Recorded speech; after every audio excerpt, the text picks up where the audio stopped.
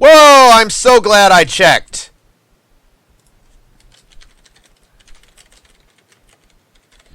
I just introduced the players, and it turns out I was completely muted. Good thing I checked my sound equipment. Fantastic. Okay, so, really quickly, once again, in the top left-hand position, playing for Team Slices. In the L trunks, it's Banana Slices. And in the bottom left, playing for Team StarCraft 2 4-posters, in the teal trunks, it is El Pres, or El Presidente. At least I think that's what it is.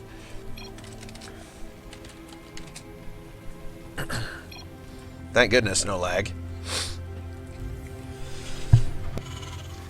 This is adorable that they all have apple slices, banana slices. Like, good grief.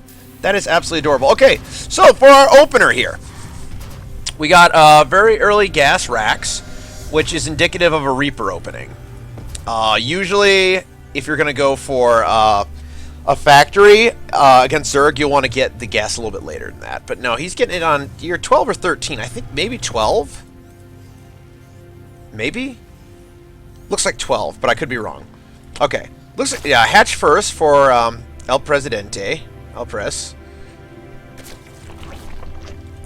And, yeah.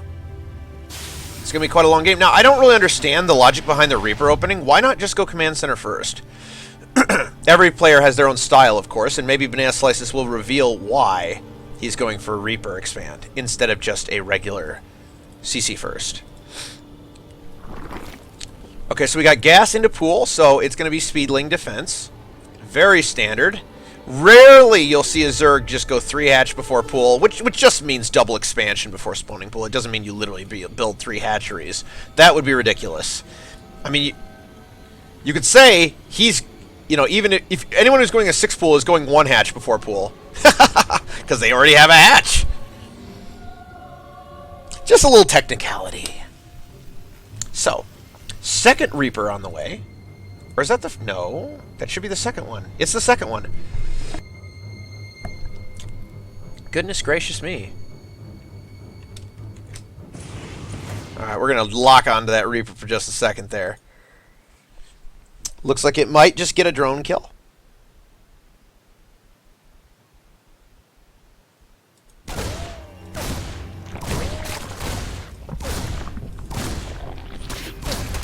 Nope, not going to get a drone kill, and he might actually lose that Reaper. Okay, let me try to unlock this. Just get off, get off, get off. There we go. Probably should have just hit escape. That would be the best way, no doubt. So, speed should be on the way, but it's not quite on yet. I guess he didn't have enough minerals to start it. There it goes. No, there it doesn't go. Okay, so he mined 100 gas, but he has not started speed yet, so he's delaying it unnecessarily. These Reapers are playing with fire here. The macro behind it looks pretty good. He's constantly building SCVs. Well, almost. Looks like he's going Tech Lab for Stim Pack, going to start a 3rd command center and get some Hellions up. And he did not lose a Reaper. Workers lost. He killed 1 worker and 2 Zerglings, by the look of it. Alright, so here comes an attempt at a 3rd base. Gonna waste a couple minerals, but who cares? Will the Reapers intercept? Almost! It was close! So that hatchery goes down. Now, if he had been able to delay that hatchery, that would have been a pretty major blow. Not only would he have scouted out what his opponent was doing, he would have been able to interfere with it. Queen's gonna stop those Reapers from doing too much up there, and they're just gonna keep softening up this 3rd hatchery. No, I'm wrong. They're going to go home. Meet up with the Hellions. Okay. So, we see consistent Hellion production. Stim Pack, which means there's not going to be any Banshees. Very popular to go Banshees with Hellions. I like it, personally. Although, lately, it hasn't been serving me all that well. These Lings are going to go out to scout. They just got speed, and they're going to go right by that Terran. Nope, they're going to go right for it. I don't like this decision. I think he should have ran by. There's no way he's going to kill even a single one of those Terran units. I do not understand that. He should have ran by and, I don't know, tried to get into the main, interfered with reinforcements, anything like that. Queen is going to go down. 2 creep tumors going to go down. This is very good. Good pressure by Banana Slices. Very efficient. Lings are coming out for defense, and they will get a semi-wraparound because of the creep speed. But because of that awesome positioning there, those Lings are not going to be able to clean this up. They will all die. And immediately, Banana Slices is taking a lead in this game. Let's look at the resources lost. You can clearly see, yeah, that's efficient. More Lings coming in. They should be able to take out at least a few units. He gets 1 Hellion down. But there's some good micro. Second Hellion goes down. There's still 3 Hellions. The drones are having to pull back. The hatchery is going to take a while to kill, though. Behind this, what do we see Banana Slices doing? Well, he is... Where's his engineering base? There they are, just starting now. A little late. Stim is nearly complete. Barracks are on the way. Reactor starport's coming down. And it looks like the Lings are slowly trickling to kind of push this back, but not really. No, Banana Slices is kind of dominating this game. This constant pressure on this third is slowing the Zerg down in so many ways. Double evolution chambers coming down. Drones are dying. More Lings are being flooded out. And I just feel like a couple of roaches would have served him much better. His bank is getting very large. His queen count is low.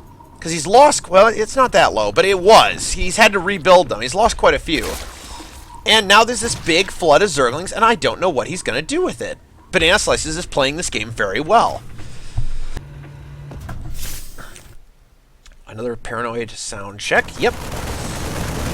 Okay, Overlord's going to go down. Supply blocking Elprez.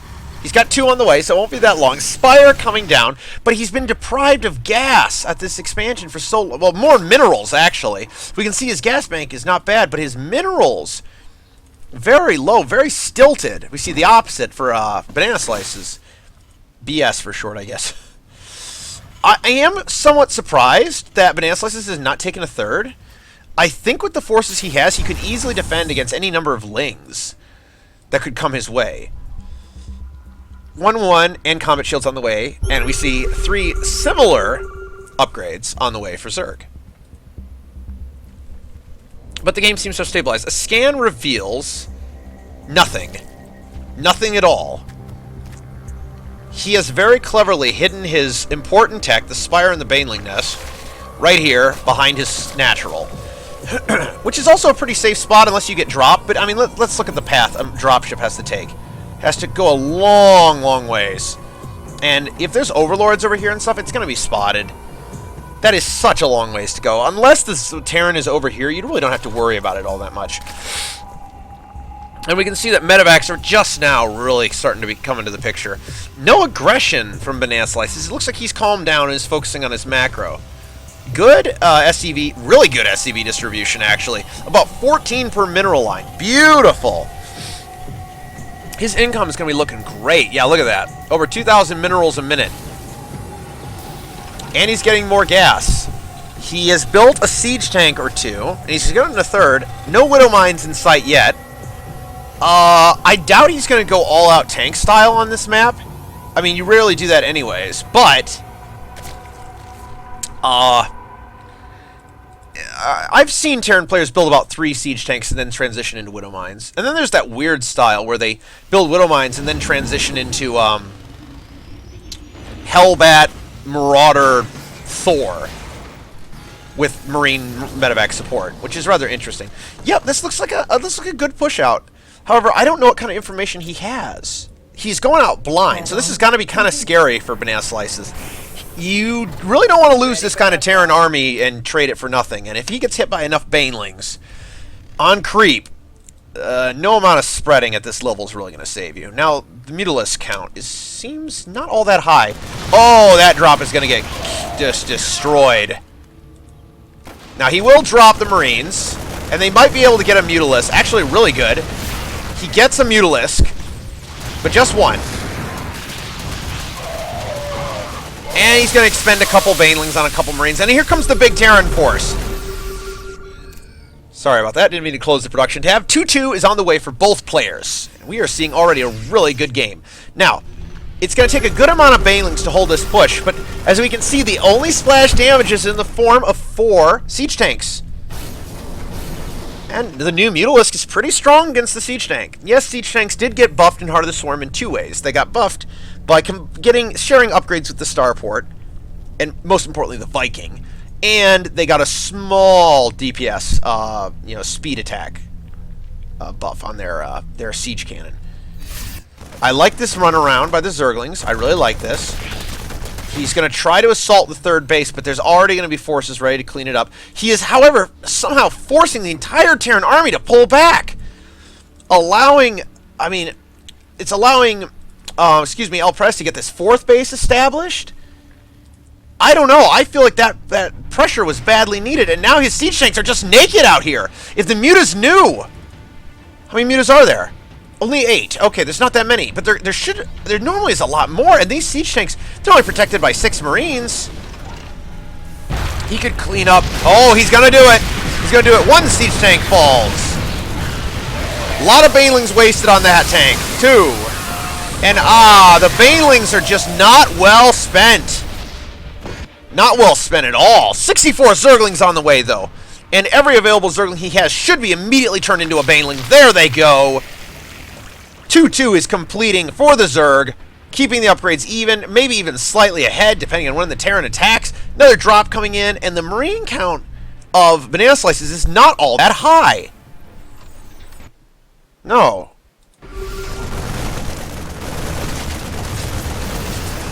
Queen's going to go down in midfield. Some creep's going to be cleaned up, but not that much. Zerglings are getting a bit overzealous there. I don't know. Oh, decent surround.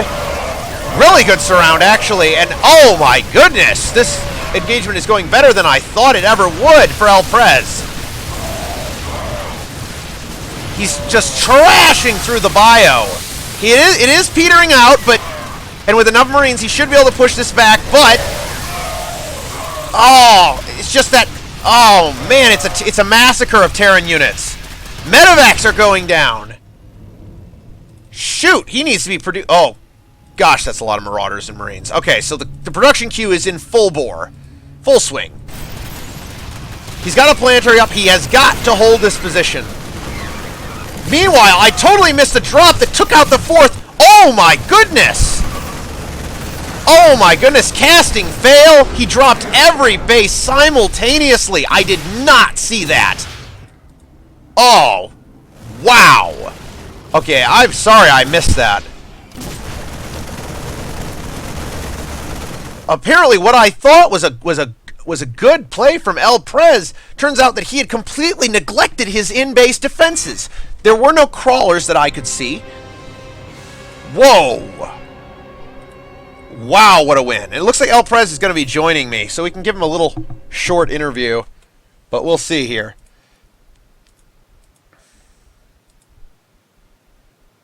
All right, so let's give El Pres a call. Oh my god, I played like shit. Well, I thought you were getting a really good engagement there until I realized that you were being dropped in your main and your natural. It's a pretty great effect. My 3rd.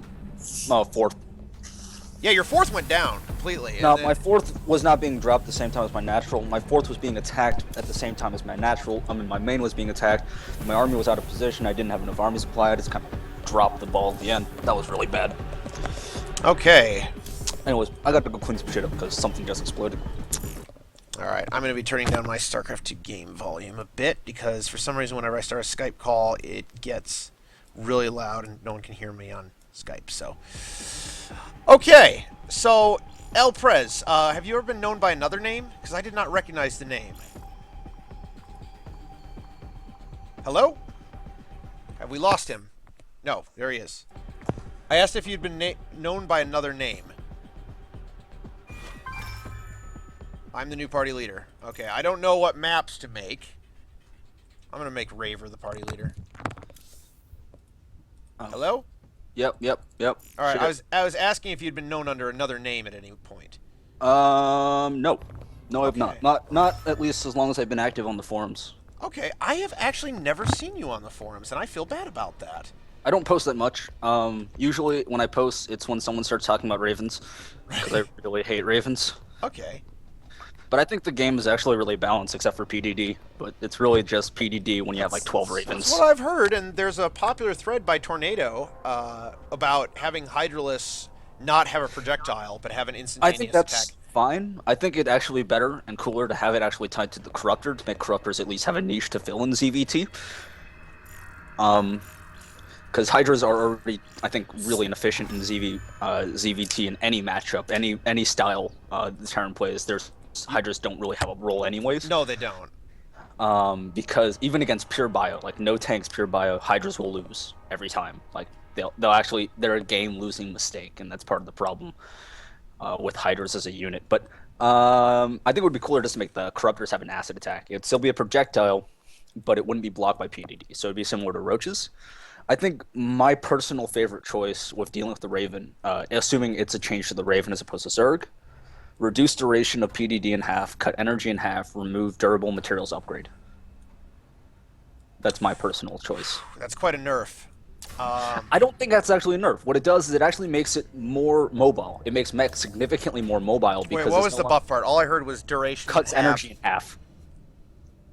Energy usage, not the total energy. Oh, okay. Yeah, energy usage in half. So it goes from 100 energy to 50. And I think it makes mech more mobile and more interesting. Okay, so have you cast StarCraft 2 before? Oh yeah, I do the Knights, and apparently people don't like how much I shit on people. Okay, well let's try to be nice this time. All right. Gold League to Diamond in a season, so... I've been casting for a little less than a year. It's been a lot of fun. I do mostly Dota casting, so... Oh, okay. Yeah, I sincerely tried to get into Dota 2 because I admire the game. It's a very high-quality game. Games are for different people. Like, some people don't like Dota, some people don't like League, some people don't like StarCraft. I liked it, but the problem is, not only was it a team game and a non-RTS, but I realized that in order to really get into it, I would have to put a significant amount of time into it, just like I do in StarCraft. And I chose StarCraft over Dota, like, any day, because I just love RTS. Been playing StarCraft since 2001. I have not. I've been playing StarCraft since last year. Okay. Well, at least consistently. I started around March of last year, near HOTS release. Okay, well, welcome to the community, and welcome to probably the greatest RTS series of all time. Started. I don't know. Personally, I think so. This is a ZVP in Gold League on Frost. The big styles on Frost, I think, for Zerg are going to be either Muta-Corruptor, because Muta-Corruptor is quite mobile, and it's better than Ling-Bling Muta against Protoss, because Blings, as cost and efficient and supply efficient as they are, just don't work if they have decent force fields. When it comes to PvZ, at least in the first 15 minutes of the game, the ball is really in Protoss's court. The Zerg is going to be pretty much reacting to whatever Protoss does. I think... Yeah, in every matchup, it kind of feels that way for the Zerg. Even in Z... Oh? What? Yeah, no. I had a little bit of problem. I see. I did the thing where I Alt-Tab and it locked down my alt. So whenever I clicked the mini-map, or whenever I clicked anywhere, it would just ping. Yeah, so let's see. I'm trying to think. All right, so ZVP, I think, personally, the best style of play... Well, actually, let's introduce the players. I'm sorry. Oh, yeah. So, in the bottom left, on the map Frost, playing for StarCraft 2 forum posters, in the orange trunks... playing Zerg, it's Validity. Do you want to introduce the other player? Woo! In the bottom right corner, playing as the purple Protoss, 4 team slices with fruit-themed names. It's Date Slices. Yes. So, I don't know. I wonder if they all had to do name changes, just like you get a free name change every season, so it's not really like it's that big of a deal. Is it really every season now? I think it's every season now. It might not be. That's new, because I have not heard of that as of yet. Usually it's once or twice a year. But more realistically, these probably are like guys who've been playing together for a really long time. So, I guess it's just conjecture at this point.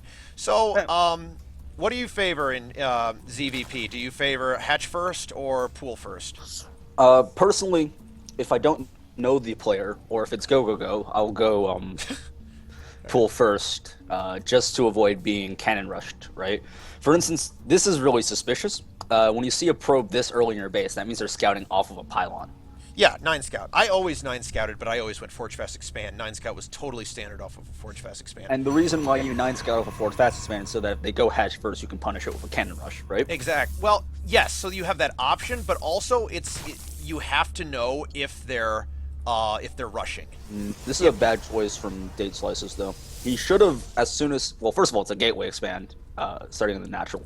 That is very unusual. At this But level, also, it might work, but yeah, it could. also if you see a pool first, you should just Nexus first. Like, there's no way they can punish that. Right, a 15 pool can do very little to a Nexus first. A 10 pool can. Gotta watch out for that, but Yeah. overall. One of the big problems with 10 pool versus Protoss, though, is this: the speed by which Zealots come out relative to Zerglings really favors the Protoss player in the early game, because there's only so much larva you can dedicate without queens as Zerg, without crippling yourself. Right. That's all part of how the Zerg is balanced. It's the fact that while you can build a huge burst of units, you will pay for it later on. Yeah, there was a kind of a big supply block here for both players, actually. Date Slices must be playing from Europe. If it's 1 a.m. If it's 1 a.m., yeah, that would be about Europe. That would definitely be. It's either that or the middle of the Atlantic. This is probably one of the worst walls I've ever seen. Oh, I've seen far worse. Oh my gosh, I could tell you stories. But this is it's not very good. No. Well, the problem with this wall is that your gateway is really exposed, so that's kind of easy to kill. And if they were to kill the gateway, both your pylons are pretty exposed as well. Yeah, I like what Validity is doing. I like how he's getting a hatchery right about here. It's a little bit later than it could be, but he's not under any kind of threat. I mean, everything that Date Slices has is right up there in the front. Against a gateway opening, this is really risky to take a 5 minute hatch. It's not if you see a forge and a cannon.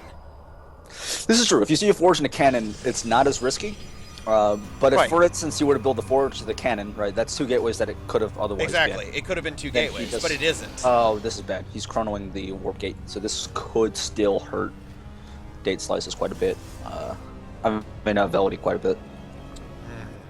I don't know. I think Validity would be in a good position to defend any kind of aggression, which we don't really see any signs of aggression as of yet. Maybe this probe's coming up to build a couple gateways. Let's see. I wouldn't be surprised. Yeah, it's going to be 2 gateways. He has to put on some kind of aggression, though, because the probe count is going to... He's starting to fall really far behind. Yeah, he's not using chrono, which is a big deal. Yeah, he chronoed the warp gate. I do not know why he chronoed warp gate. There was really no reason to. But then again, we are picking apart a gold level player, and me being a gold level Terran, I'm sure I do a bunch of decisions that look utterly silly. In fact, my Terran level. Up until today, I was building a 15-second depot every time, and now I realize, oh, you're supposed to build it after command center on like 18 for a Reaper expand. Wait, 15-second deep. Yeah. Oh, you're talking about... Okay, yeah, that's a mistake. Yeah, it is. And nobody ever told me. I just figured it out by watching a pro game. Yeah, you're not supposed to go 10 supply depot, 12 racks, 12 gas, and then depot to finish your wall. That's inefficient. You can actually just get the low ground CC at 17, get the high ground supply depot at 18. You get a Reaper, and then you can get a small supply depot. Reaper reactor supply depot. Yeah. And I learned that by watching a pro game, and I was like, when I saw it, I was like, holy crap! How long have I been doing this, and why did nobody tell me? So bad. Date Slices is going for a very fast observer, which means this probably won't be an immortal all-in, just because an observer is pretty gas intensive. There's also no, I don't know, no, it might be. I would totally not rule out an immortal all-in, in my opinion. It's not uncommon, actually, at this level, it's not uncommon to get that observer, because what goes through their mind is, okay, what if they're going Spire? What if they're going early layer Spire? And that observer makes you feel safer. Yeah, one of the problems, though, with this especially, if you want to go Immortal All-In against Zerg at lower levels, is that usually your force fields aren't up to par. No, they're not going to be up to par. And that really hurts the strength of the Immortal All-In, because the Immortal All-In strength is the fact that you cannot kill anything when they're surrounded by force fields. At the lower level, you could probably get away with putting in more Zealots and a few less sentries, and I don't know what you... He does have the +1 attack, and he's getting +1 armor as well. Oh, I used to do this myself, actually. I hope Velity noticed the Forge being chronoed, because that would be a big tell that he wants to put on some real aggression. Well, if we look at his view, we can see... No, actually, it doesn't show that the Forge was open. If you spot a Forge and it goes into Fog of War, doesn't it show it in its... No, it doesn't. It goes back to closed state. Well, let's see, because I don't think that's actually correct. Let's see. When did this Overlord... Okay, don't kill the Overlord. Fine. I wanted to see if that robotics facility remained open. I believe it does. But he didn't kill it. To my knowledge, it does not. This will go down. This is going to be an immortal all-in. Come on, kill the Overlord. Gosh dang it. I think this is about as all in as you can get, because there's actually no minerals here at the, and no drones, really. Alright, switching vision. Yeah, it's closed. The force is closed. Yep, you're right. So you can't really tell. And Velody is responding appropriately. He's getting a couple of spine crawlers down. Not great. Normally, I think Hydras are the best option, but he even has the Hydras. Double Yeah, Evo Ling Hydra is a very good counter to the traditional Immortal Sentry. It's not going to work against this. You don't want 2 Evos when you're getting Immortal, and because it honestly doesn't. Oh, Yeah, well, he has not 2 using Evos. them. Well, yeah, you don't even want them up, though, because that could have been 6 Lings, and that would tank better than a +1 would, because you're so far behind on upgrades already. Just Lings and Hydras, but there's no way this could really work. There's just not enough units here for... No, the Stalkers are too far behind. The Lings can come in from both sides. I don't know why they aren't. They're kind of just trickling on. He's going right for the center of the hot point of the defense, though, and, well, we'll see. These force fields are... They're okay. They're getting the job done. But this third is probably going to go down, but there weren't a lot of workers there, so this is not that bad for Velody anyways. It's more the fact that he lost the hatch. I'm very displeased with the absence of the Mothership Core, just sitting there in the main base. That is a huge, huge mistake. Time Warp is not a... Hydras here, so this is probably going to crush this now. Probably. Yeah, that's dead. Dead. No force fields at all. And again, Mothership Core, Time Warp, or Mass Recall could have made all the difference there. Oh, wow. Actually, no, the crucial units are dead. It doesn't matter. Yeah, at this point you can just keep building Lings and or Hydras. Yep. Although he is hurting because he did lose that base. Yeah, so but he still has the larva there, and if he starts building from the larva, yeah, he's actually on top of that. Good. These Overlords I'm not liking. They could go down. He really needs to... Yeah, with the army... Slices needs to go home. I don't see either that or... Currently he cannot push into 3 spine crawlers and all these Hydras. This I really don't like. No. Nobody is only building No, this is what I don't like. The addition of 5 gateways. Too late. Oh, that's also... Yeah, that's not going to be done in time for anything, but the fact that it's all Hydras from Velody as well is really bad. Only a couple of Lings to tank. Hydras trade awfully versus everything. If they're taking hits. If they're not taking hits, they trade wonderfully. Well, technically they're not trading anymore if they're not taking hits.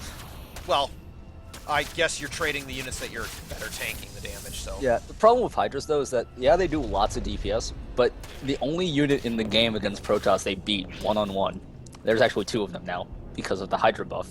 Like, actually, the Hydra buff made the difference, is Stalkers and Sentries. Hydras will beat a Stalker with 3 HP left.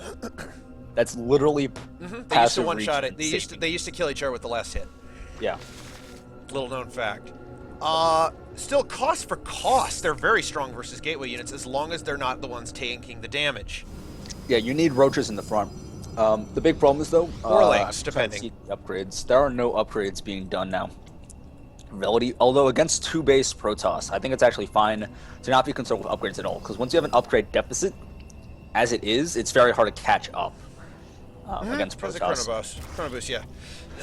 And really, the big benchmarks for Protoss, as far as upgrades are concerned, is 1 more than the opponent's armor. I feel like Velody should be attacking, spreading more creep and attacking, because definitely not. As long as he doesn't have muscular augments, it wouldn't matter. This Protoss army cannot beat that. I do not think it can beat it. Let's see, what has he got? 1 Immortal. Immortals will beat 2 stock. Well, it depends. How many Lings are with this army? There's not enough Lings. With reinforce, if he could have built a lot more. He needed a wave of Lings to tank for the Hydras. Just having Hydras alone will make this fight far more... See, folks, this is what happens when you get a Diamond Protoss player casting with a Diamond Zerg player. But yeah.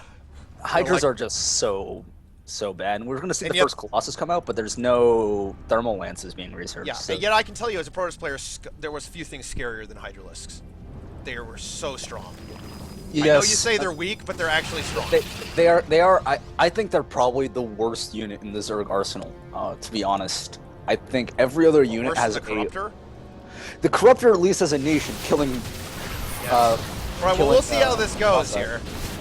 He picks off some Zealots. He's going to get the Mothership Core. That's strong. Yeah, that could actually be a mistake here. I don't know. He's got a Colossus. Yep. Wait, why is he building a Warp Prism instead of a second Colossus? With good force one, he doesn't have the gas. Hold, but yeah. Oh, he never took a fourth gas. That's a huge mistake, yeah. Okay, so let's see. Let's look at Validity here. He needs to get this third base up and running again. He really needs to transfer some workers over there, I'd say. He should actually expand one more time, get up to 4 bases, saturate his third, and then start transitioning to Mutacorruptor, probably. He should probably get about 10 to 12 more drones before he does that. Yeah, no, I completely agree.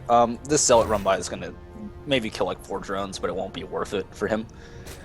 Really, the only thing that the Zealot run-by is going to do is going to basically trade for Larva, effectively. So what Day Slices is setting up for is basically a delayed 2-base all-in with Colossi, which I feel like can be countered by Corruptors and a good Zerg economy. Well, even with it is as it is right now, with the Thermal Lances, that's going to be very useful, but there's not going to be enough on the ground, basically keeping the Colossi safe to make this really work, especially given that we've seen the force fields that Date Slices puts out. And to be honest, we really haven't seen the force fields do anything at all. Well, they did guarantee the kill on the third. So he did block that. He could have blocked it with 2. He blocked it with 3. Okay, I've seen worse, but yeah. Ninja base. This is going to get spotted too. This Overlord Scout is actually, wow. I don't even know he did go for Overlord speed in a ZVP. That's pretty atypical. I like it. I like it. See the Infestation Pit going down. There was a Warp Prism attack on the Hydralisk den here, and it might get the Hydralisk den, but at this point there's so many Hydras on the field. This is actually too many Hydras. You really only want close to... What do you think about having like a 1 Spine Crawler at least per mineral line? Just to do anything against Zealot run-bys. Even if it's behind the minerals? Even if it's behind the minerals. Zealots will beat a... 2 Zealots will always kill 1 Spine, and 3 even with Zealots even with the guaranteed Queen support. Queens aren't that useful at killing Zealots. No, they're not. Yeah, Hydralisk Den goes down, and this Zealot harass is actually being pretty good. Essentially, he's sending the entire army. You never want to do that. But luckily his Evos have already researched 2-2, and he still needs Hive to get his 3rd upgrade set anyways. At this point, though, Velody is maxed. He can probably... Oh, okay. Velody forgot to continue to rally his Overlord, so it didn't actually spot the Ninja base. Oh, it's so close. I don't think it's going to matter that much. No, well, you see a huge worker pull on the way there, right? That's a big deal. But is it going to get caught? Oh, it's going to get caught. It's going to get caught. Yeah, it's going to go right into it. This is it. That's GG. There's no way with just 1 base that you can make this work. Yep, this number of Hydra... Well... With perfect, absolutely perfect control, this Protoss army could win. With only 3 Colossi, that's not nearly enough against this much Zerg. No, you'd have to have absolutely immaculate force fields and just having the Zerg army derp around. Honestly, what we can see is that it doesn't really matter. Velody could literally just trade all day, and eventually he'd win. Awful positioning on this Spire IMO. I actually like putting my Spire in really strange places. That's a little too strange, though. It makes it harder to snipe, because most people, or scout especially. So this in particular would not even be remotely scouted. However, we're going to see a 5 Zealot run-by against 3 Spines, 4 Spines. The Spines will lose. Like this is not even like kind of a snarky comment. Like this is just like kind of how Spines work as well, if it weren't for the Spines, Zealots would have been able to do a lot more. They would have been able to get more done, but it's not like against a Terran drop where the Spines and the Spores put the drop on a timer, because Protoss can continue to reinforce on the front anyways. And this has actually been a very effective drop because it already killed 2 Queens, which is going to really hurt Velody's production. Yep, he needs to reproduce those right away. Still, again, pulling back the entire army. So many Hydras. I dislike that immensely. Okay, Velody still has not scouted that ninja base, but it doesn't matter. There aren't really that many workers there, and we're seeing another worker pool. Yeah, a huge wave of workers. Are these going to get caught again? Because if these get caught again, that could be it. Oh, he's falling with the army. Oh, this could be very dangerous for Date Slices. Oh, and the probes do manage to sneak out. This is a really Overlord's going to spot it. Overlord spots it. All he needs is like a wave of Zerglings to go in there. This is a really bad angle for... Yeah, he should not go... Yeah, he should... Neither player should go down that ramp. Or up that ramp. Zerg probably wins this, but it's not a good engagement. No, this could have been far more cost efficient. We already see a lot of units getting stuck. It's going to kill a bunch of sentries, which can't be replaced, but... They're simply too expensive. And the Colossi, yeah. Colossi counts up to 5, but with the Spire finishing Ultralisks. Ultralisks. Yeah. Oh boy. Yeah, that's it. Well, let's see. I mean, what's the armor upgrades on those things? Got 2 armor there, and then no chitinous plating, I don't believe. Well, I think the big thing why I like Ultras versus Protoss especially is that they basically invalidate splash damage because they're so physically large. Yep, they invalidate force fields, they invalidate splash damage, and thanks to the change in Heart of the Swarm, they are now good versus Zealots and Archons, where they used to just get wiped out by Zealots and Archons. So. Yeah, but with this ninja base going down, there's no economy left for date slices. No, there isn't. And at this point, really, when you're on 1 mining base against 3 Zerg ones, it's probably going to be GG. He's got the custom skin Ultralisk. Oh, there's a rave party going in every one of those Ultralisks. Is he gonna base trade? No, he's gonna lose. Well, Ultralisk not good. Well, even if they just trade against the army, that's fine. Like ultimately, because eventually the army of Velody is gonna get back, and that's gonna stop. Eventually, yes. Oh, there goes that Greater Spire. That's why I didn't like the positioning there. Yeah, but he wasn't using the Greater Spire for anything important anyways, so I don't think that's big of a deal. I think losing the Ultralisk Cavern is a bigger deal, but really with this positioning, the Colossi are in the back. We see the Roach Hydra moving in, and that basically means the Colossi, and this is a problem that I thought was going to happen earlier, the Colossi just have nothing to buffer for them. Yep. It's going to be a fairly easy cleanup. Yeah, with only 3 Colossi, even Lings could clear this up. Once again, Mothership Core just sitting at home with I don't know energy. I don't know why Velody just backed off there. He could have continued to push. He's trying to, I think he's being careful, although I don't know. He has so much money, and he's not actually mining gases from his 3rd or his 4th. I feel like there were ways for him to close out this game. A Muta switch would have closed out the game easily. Let's see, with the gas from this 4th, which he hasn't taken. Or his 3rd hasn't even started mining his 3rd gases. A decent number of Lings put in would have also allowed him to chase down those Colossi, even though he hasn't gotten... He should be getting melee attack upgrades. Since he's one of the big things of playing Roach Hydra is that you can actually just get 3 EFO chambers and you can upgrade all 3 simultaneously. Yep, there you go. State slices and GG. Yeah, he's gonna... Well, not exactly a GG. More like... Can't even get max at 27 minutes. Yeah, that's how I feel against playing Terran. Can't get max against Terran. No, I have to trade too much. No, half the time I can't even take a 3rd versus Zerg, but as Terran.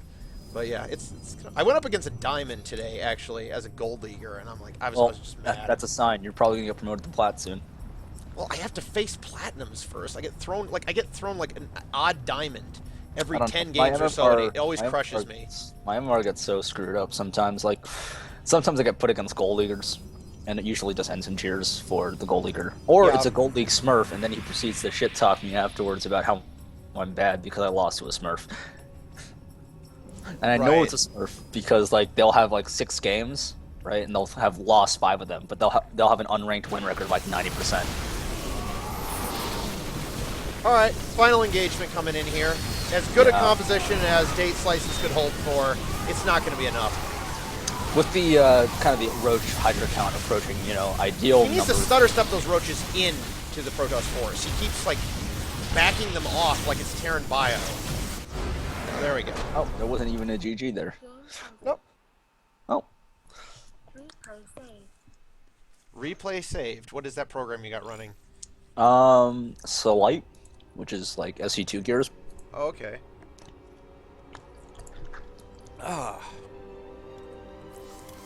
Yep, and Velody brings it up in the chat.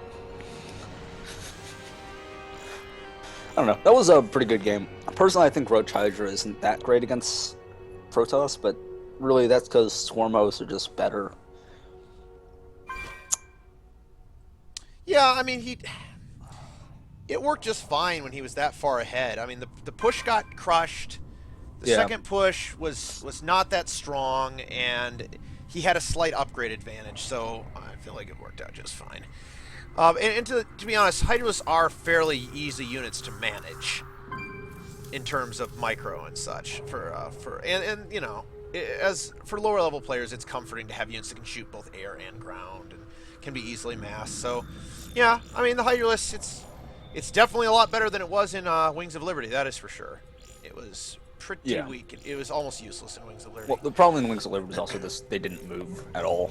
Well, I know that's the idea, the muscular augment, which Blizzard was planning to put in on Hive Tech, I pushed very hard during the beta to get it to test it on Layer Tech, and turns out it was just fine.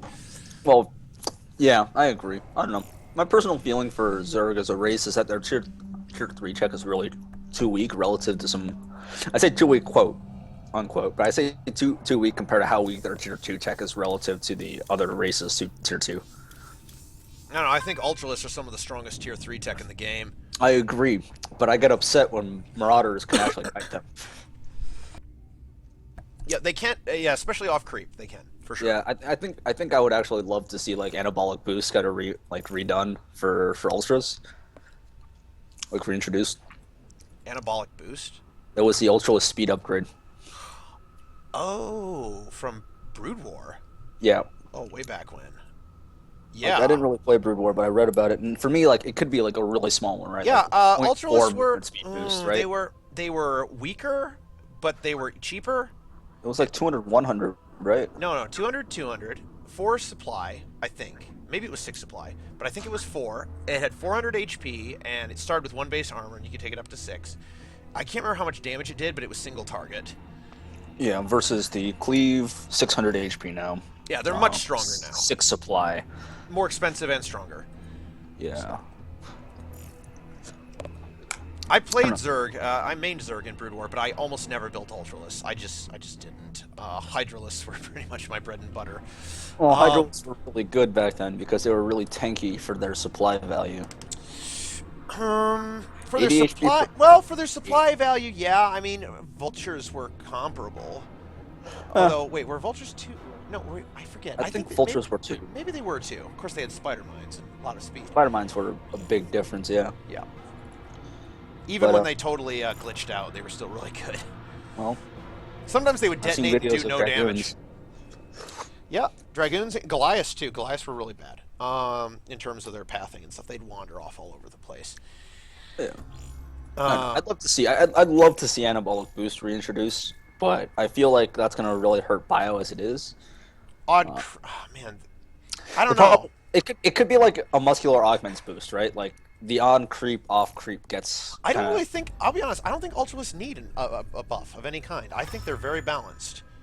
I think if they had a speed buff like that, they would be too strong. The problem for me is that when I'm looking at like late game Zerg options versus Terran, right? You basically have the Broodlord and you have the Ultralisk. Yes, and the Viper. Broodlords are basically useless, and Vipers are also basically useless versus bio. Totally. Well, yeah, I was versus bio, not versus mech. Versus mech, they're like the end-all, be-all, in my opinion. They're so strong. Versus any kind of tank-based composition. Also versus Thors. Very good. No. Ultralists do not work versus Thors. I was talking about Vipers. Oh, Vipers are okay versus Thors. The problem is Zerg still don't have anything on the ground that trades evenly with Thors. They actually yank a Thor into anything on the ground and it pretty much gets torn apart. I don't know. It's really hard to make Vipers work even against mech, like a good controlling mech, right? Like not like gold level mech. Like we're talking like high masters. Like they know exactly what's up because Vikings outrange the abduct. Do they? I thought the abduct range was at least 9.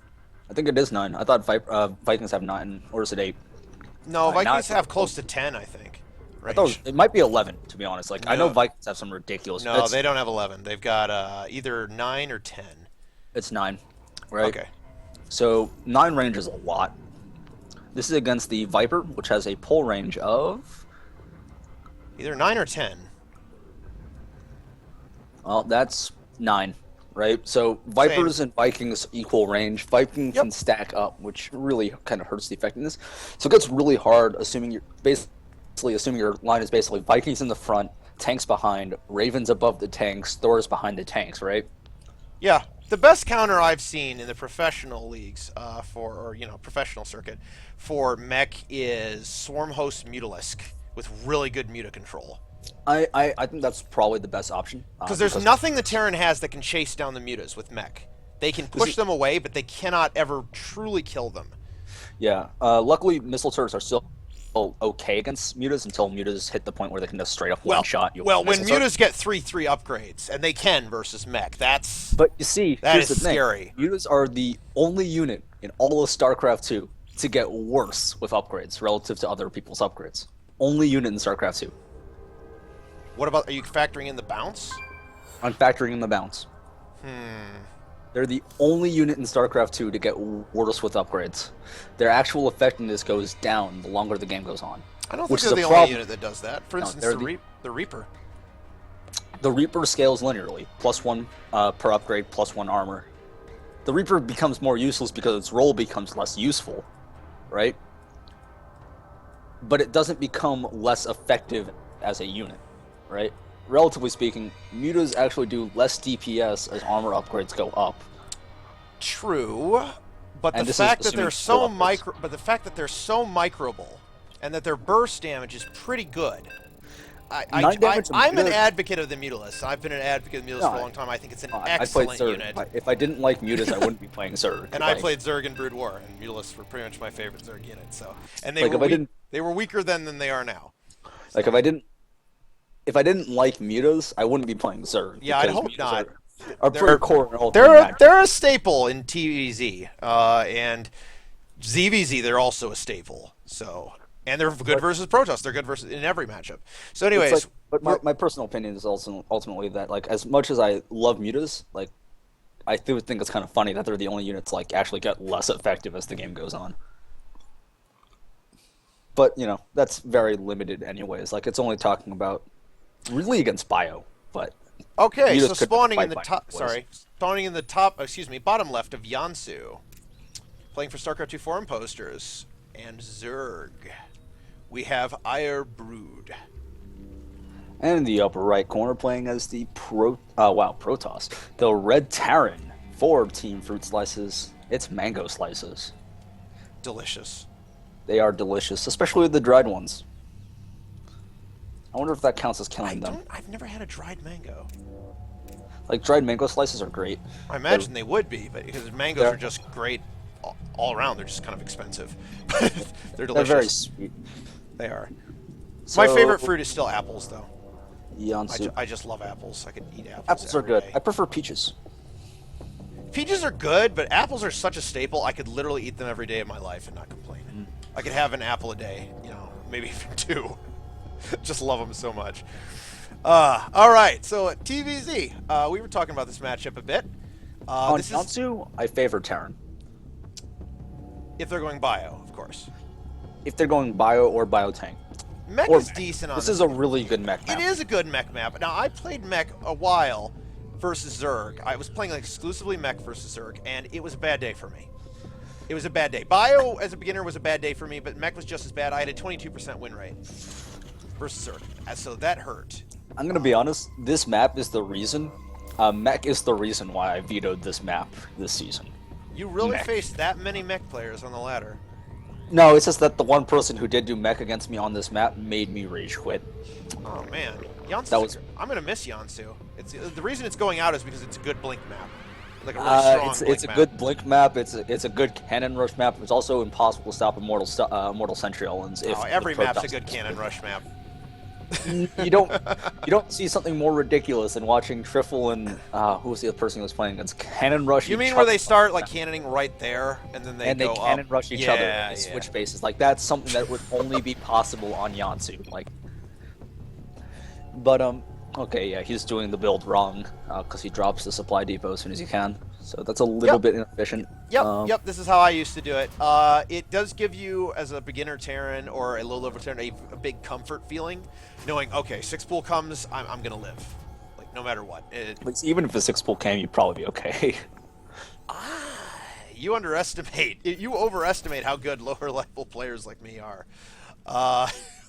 We could die, or we could take. Defending the 6 pool shouldn't change. Like, if you were at all one point a Diamond League Protoss, I don't think defending a 6 pool is Terran is going to be much harder. No, it's just that like you didn't want them. But yeah, I'm like I said, I build it at 18 now, so yeah.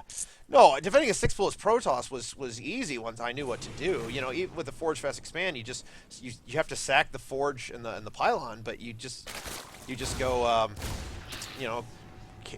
Pylon near your mineral line, cannon in your mineral line, gateway. Or if you want to be really sneaky, you can take your scouting probe once you cannon out and put a double 2-gate proxy, like a 2-gate proxy, and then just kill them with that. Went pool first or okay, okay, loss of the first Reaper. wins. Yep. I don't know if you went Forge pool first or hatch first because It looks like it's a hatch first, but it could have been a pool first considering how early these lings came out. I don't know. The reason why I personally favor this map for Terran is mostly because the fourth base here is basically unholdable as Zurich. Because they can't just siege it from the low ground, it's basically unholdable. Yeah, it's right along the Terran attack path too. You can very easily swing towards the watchtowers there, or you can swing up the ramp or behind the cliff. It's a good position to attack, and that's usually how I win games as Terran on Yansu. I basically see the thing is lower level Zerg players they have trouble keeping up with their larva, and once Terran has their production set, it's easier to maintain than it is for Zerg, in my opinion, especially at lower levels. So basically, if you keep trading efficiently and spreading and stuff, then eventually the Zerg kind of bleeds out a larva. This is a really aggressive opening out of Mango. He goes for a high ground CC. Right, that's already kind of playing it really safe, but he also goes for 2 Raxes behind it. And then a Tech Lab, which is odd. It could be a stim timing. I don't like his base layout right now, just because like it becomes harder to manage this the longer the game. And there's a Roach Warren coming down for Irebird. I think he's probably just doing that habitually. I mean, I don't see if he scouted anything. No. If he's following Blade's guide on Team Liquid, Blades recommends always grabbing a Roach Warren to help push back Hellion pressure. Yeah, I agree. It's very good. But if you have good creep spread, you can do it with just speedlings. I was just listening to a professional commentary the other day, and Roaches are pretty good versus Terran early game against pretty much anything they can do. They're pretty good. It's just the longer the game goes on, they lose their effectiveness more and more. Actually, they get better late game. The problem is they're less efficient than Marines because Marines won't overkill. Well, that's what I mean. They're weaker. They're weaker versus Terran the later the game goes on. Yeah, it's mostly a numbers issue because Roaches get less effective if numbers go up. But I think if you're talking like 4 Roaches versus 8 Marines, the Roaches will win at 3-3 and stem. Because why would that even happen though? Because Roaches do 1 more damage. No, why would that scenario even be happening when they have 3-3? Oh, it wouldn't. Exactly. But it's like normally, like let's say we're cleaning up a drop. Well, actually, that's really not to mention Stim Marauders are like one of the hardest counters to the Roach there is in the game. Yeah, Marauders are kind of insane. Marauders so for are very good Hellion units. Poke, this won't do anything because Roaches it are shouldn't good. do anything. Irebrood's not paying attention. Well, of course, that can always happen. Now, then It got what 1 drone there? Not a good. He saw the Roach count. He really should have been going over here and checking the 3rd base. I think he has not yet scouted it. We are going to see more Marines produced as the Tech Lab finishes up Stim, and it's going to be a 2-base timing. 4 racks, 1 factory plus 1/1 on the way. I don't think this is going to really work against Roaches. That kind of shuts down most 2-base timings. I'd say the mineral line at the there was cleaned up, but there was nothing there. I think you're thinking too high a league. At this level, it's really impossible to predict how well the attack is going to go. Because the control, I mean, they could be completely out of position. It depends on production and such. I think one of the problems, though, is that Widow Mines don't work against Roaches. No, they're not good against Roaches. They're not good against Roaches at all. They're good against Stalkers, but no, not Roaches. That's right. Roaches, in fact, do not even die to a Widow Mine shooting it. So that's a... No, it takes them down to 20 HP. That's a big deal, because that's another 4 Marine shots. Yes. And the Roach probably gets another attack off, at least. So... Yep. But, you know... no creep spread, though. This is kind of a standard push. I mean, not standard, but... This is a 2-base timing. Like, that's what it is. Yeah, it was planned. It's designed to go up against someone who's just about to get Mutilisks, but not quite. And they've got Ling and some Banelings. What are the upgrades looking like? Oh, +1 Carapace is going to really like this push, though. +1 Carapace is going to prevent this push from doing much. Because Roaches become that much more effective. I'm not convinced. We'll see how the engagement goes. Yeah, it looks like the Marines are doing very well. Wait for it. Oh, that Widow Mine was not hitting the right position. If he moved it closer to the Marines, that could have actually just cleaned up the entire push. This is exactly what I'm talking about. The engagements just go completely differently at like build level than they do at diamond level. Only 5.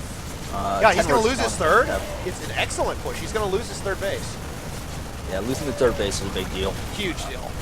There is no third command center behind it, but still 2 base versus 2 base. Terran's favored. Yeah, I think it's less favored nowadays because most people have gotten better. Oh, losing these workers, though, is a big deal. Now, he's training for Marines decently well, but Yeah, there's a lot of overkill, though, which is a part. He's going to get the Widow Mines. That's very good. Okay, but he needs to get this third base but reestablished there ASAP. There's like no macro behind this for Irebrood. This could just turn into a Roach all-in. I don't like the chances of a Roach all-in. There's too much bioproduction at this point. Yeah, but there's only one Marauder being produced at a time, and if you target down the Marauders, the Roaches should be okay. I'm actually delighted whenever a Zerg does this against me, because I find it much easier to deal with than Ling Bane Muta. Roach Hydra? Yes, because yeah. Roaches are kind of, honestly, not that great. No. Some Widow Mine hits. Yeah, no, Terrans thrive when there's no splash damage on the field. Terran Bio just has a heyday. And that was a lot better. The Widow Mine ended up causing a lot of splash damage, but there's still not enough here. Plus, look, the medevac count is so high. I mean, every unit has its own medevac. Yeah, it's what, 5 medevacs now? Yeah, it's let's see, 6 actually. 6 medevacs. There's a lot of larvae that Irebrood could have used at his third, but those are all going to die, and he didn't have the money anyways. No rally by Mango Slices, though. Oh, he actually managed to get all the larvae used there, but he's going to lose this third. He may lose it. Let's see. Depends if he focuses. No, I don't think he is going to lose it. Well, if he stimmed the Marauders, they would have been able to kill the third. It would have been close. I'm not convinced. Let's see. All right, these changelings are keeping an eye on everything. That's good. I actually like it when Zergs put changelings in groups instead of just one. It looks a lot less suspicious, at a glance at least. Of course, it's easy to spot changelings. Oh, supply block. Oof. For the Terran player there. Never fun. Not the best use of Overseers. He just lost a couple of them for free and now doesn't have any vision. Weird. I just are being added in, but that's... Where is the bio? Oh, it's just standing around in a stemmed line. Yeah, no control. Third CC is landed, but there's just not... I don't think there's enough Zerg here at the moment. No, now that he's actually gathered his bio up, it'll be cleaned This would be a close fight at best. The upgrade advantage is in favor, but yeah, this is just Hydra's not being effective. It's Roach Hydra versus bio. It just, the later it goes, the worse it gets. All right. Creep spread could be better, but, you know, he's trying to get it moving along. Yeah. Irebrood, in order to pull back, I feel like he really needs some other tech other than Roach Hydra. Well, he needs to start transitioning to Ultras, but you need 4 bases for that. Infestors could work at this level, if you had enough of them. Yes, they definitely could. Definitely not a bad option. Because, I mean, the Terran's not going to be worrying about spreading. There's no Banelings. Against Roach Hydra, you actually want to be clustered up. Yes, that's absolutely true. There are still a lot of Widow Mines being produced, which is really weird. Yeah, I would have liked to see a transition into siege tanks. And there, as I say that, there is a siege tank on the way. Supply blocked, but still. I would actually just said, like, I would stop factories at all and just keep building bio. Well, if you've got the money. Yeah, if you have the extra money, but, I don't know. Personally, I think just pure bio is good enough against Roach Hydra as it is.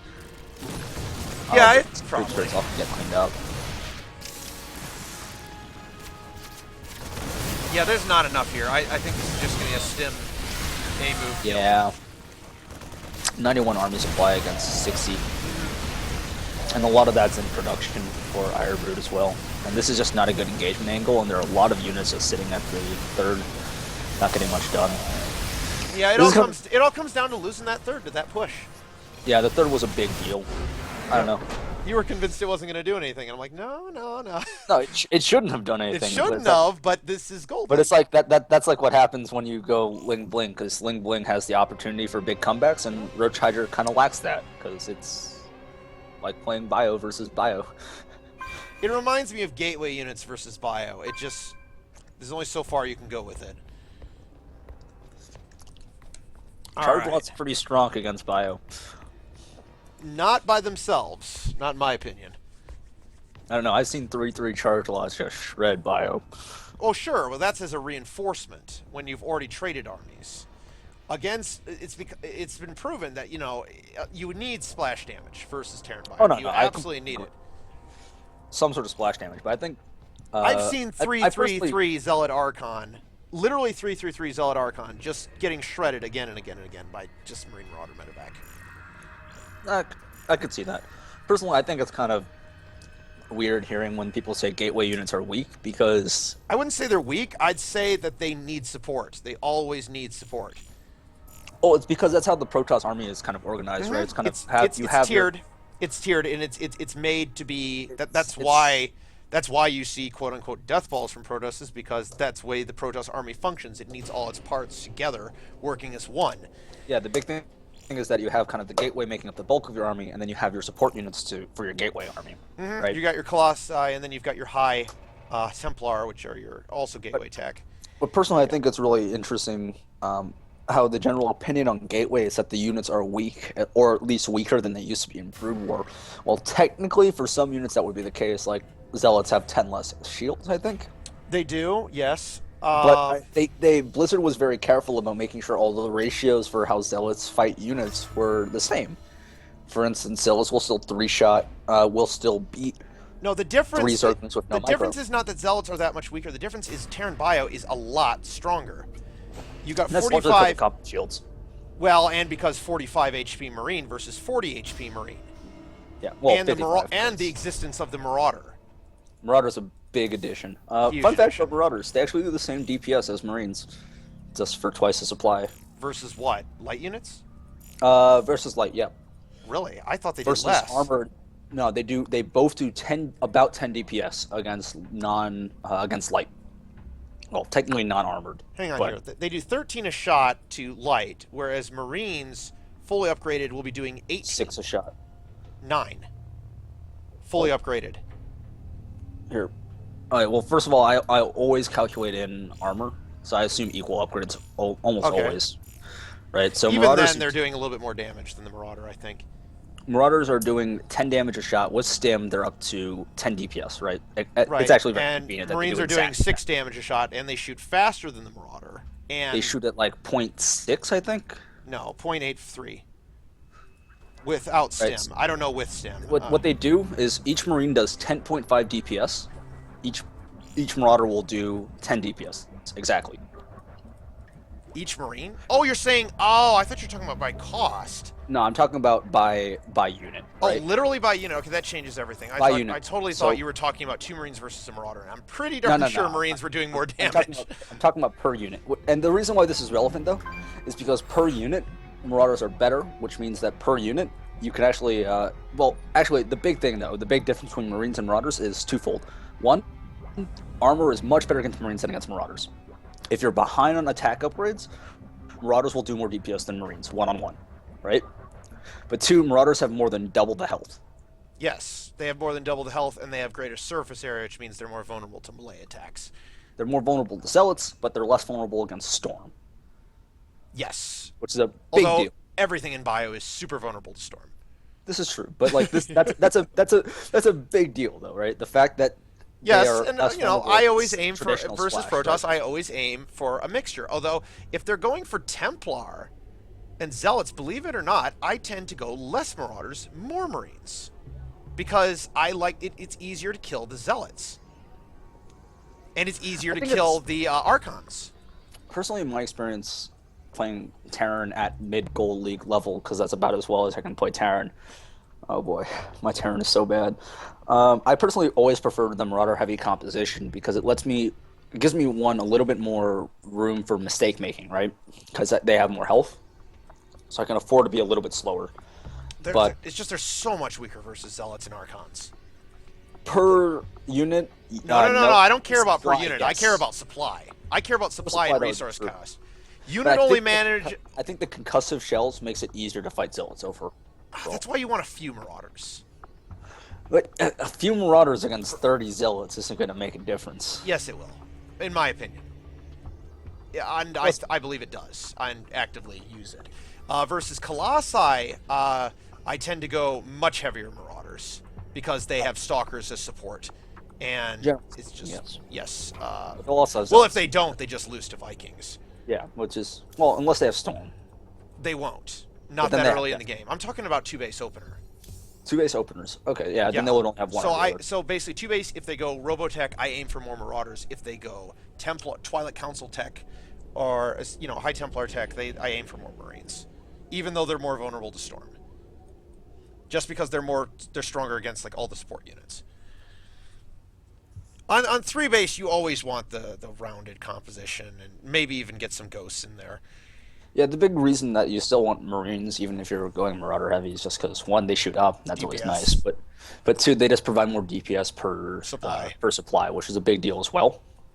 But I think Marauders are just more effective overall, because it's the same reason why Queens are better than Hydras in ZVP, right? Because it doesn't matter if the Hydras have more DPS, they just die. I don't know.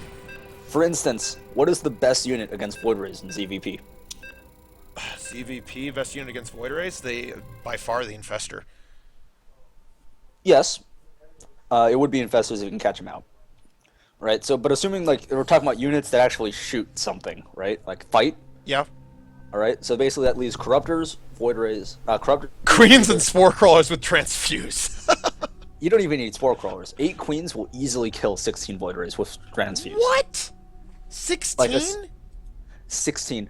And the problem is for Void Rays is because they do damage in low DP, low damage, high interval attacks, right? So they attack very quickly, but Yeah. for low damage. Okay. It's very easy to transfuse. How much do you know about the PvP matchup? Well, you know, there's that image of rock paper scissors. And he got rock, and the other guy got scissors. Yeah. They just played right before the game started. Well, this is going great, isn't it, viewers? Let me see how many people are still left on my stream that haven't run away in terror. All right. Oh gosh, why can't I open up anything? Oh, Sadness. What is going Oh, on? oh, there were connection problems. The guy. No. Really? How long ago, I wonder? What happened? I don't know. I can't alt tab out of the game. It's becoming very... I can't get to desktop. It's becoming very aggravating. All right. I want to go to desktop. It is literally not letting me go to desktop. All right. Fine. Be that way. I will switch it to full screen. There. Ha ha ha. Problems equals solved. I will try. Computer's kind of freezing up. Let's see if the stream's going all right. Looks good. Stream still seems to be solid. Sweet. Yeah. So, what was it? Oh, yeah. So, per supply, the best unit Zerg have versus Void Rays, assuming Void Rays aren't super clumped, right? Yes. Because if they were, Infestors obviously the best choice. But if the Void Rays are actually decently spread out, Infestors aren't that great because they don't have enough energy. Because Void Rays actually have quite a bit of health. All right. I think from now on we should try to focus more on the games and less on balance discussion. This is true. So, Laugh Up switched to Terran. Okay, I need to get my authenticator too because it booted me out and I got to authenticate. 1 second, Oh, please. okay. Well, yeah, 1 sec. Yeah. But oh no, Laugh Up switching back to the Protoss. So I think the best opener in PvP is Stargate. Just all rounded, Stargate probably the best opener.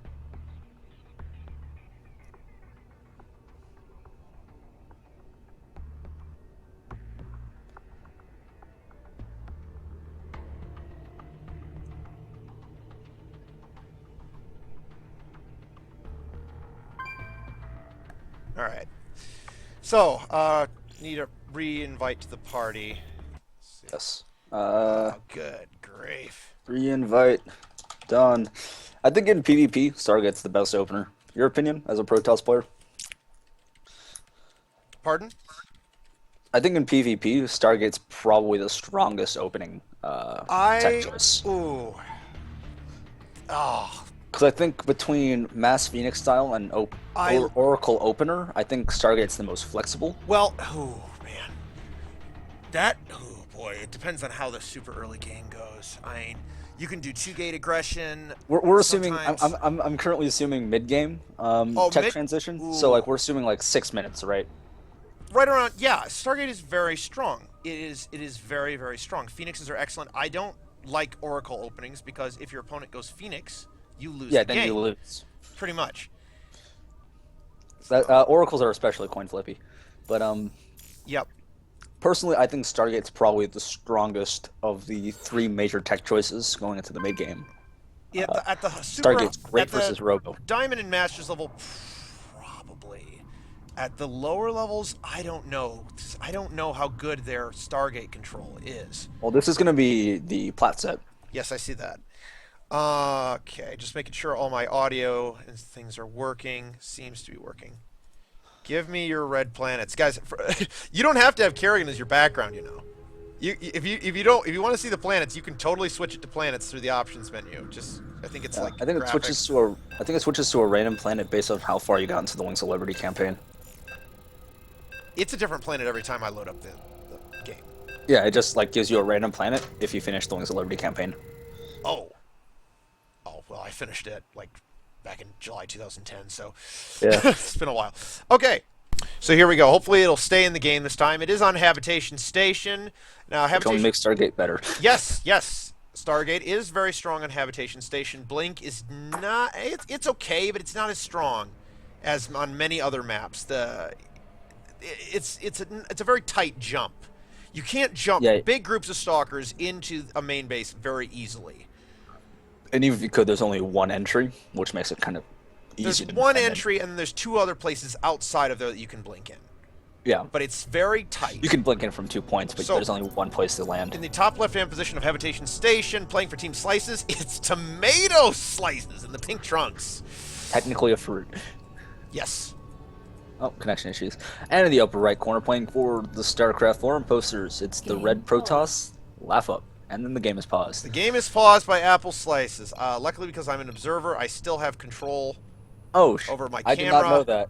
You didn't know that? No, I didn't. Okay, well, you learn something new every day.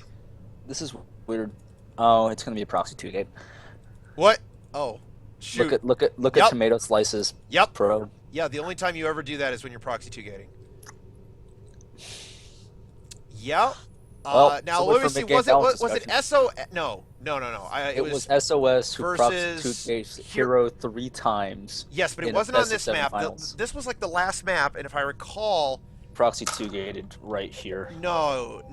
On this map, it was Hero. He proxy 1 gated right here. Oh, that could have been versus SOS, and it did not work out. It did not work out at all. He ended up losing. Everyone was expecting a proxy 2 gate when he started moving out, but it ended up being just a 1 gate. I don't remember how the rest of the game went, but I remember that with great clarity. Now, I'm gonna just follow this probe because I want to see where he proxies. Yeah, I don't like that he's still carrying a mineral. I don't like that either. It's bugging the heck out of me because it's like that could have been 5 minerals. Yeah, 5 minerals is a big deal at this point in the game. But you know, whatever. All right. So I think he's. All right, here it is. Whoa, here's the proxy. Whoa. Okay, he's gonna see the probe. The question is, does he notice it? Does he? Yes. Oh, that's it. That's it. All he has to do is pull about 4 or 5 probes to shut this down. You only need 3 probes to stop a gateway from building.